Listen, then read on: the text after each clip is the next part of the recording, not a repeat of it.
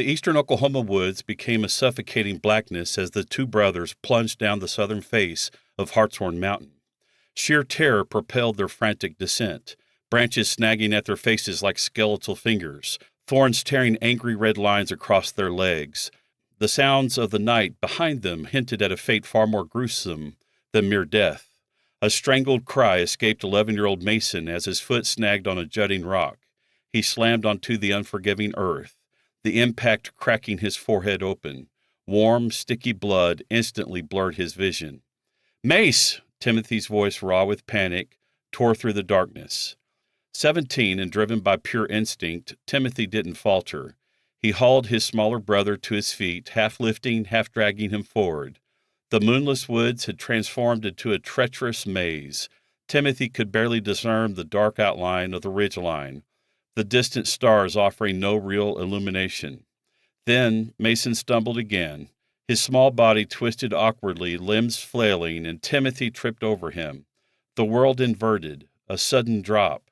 The icy shock of water filled their mouths as they plunged into the gully at the mountain's base. Timothy coughed, sputtering, his grip on Mason's arm like a vice. The gully opening onto the road, an escape.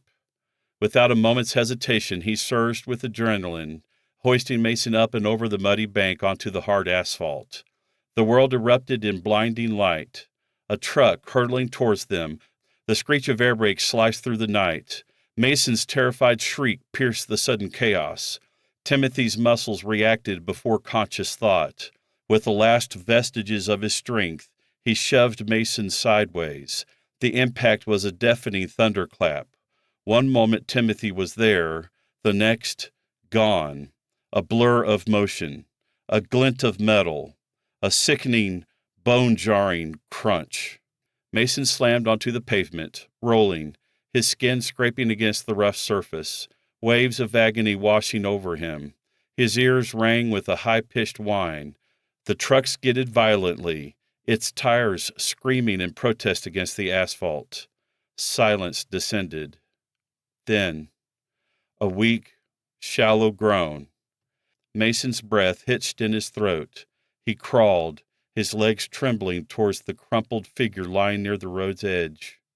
Timothy was still, but was he breathing? Mason reached out a shaking hand. The nightmare was far from over.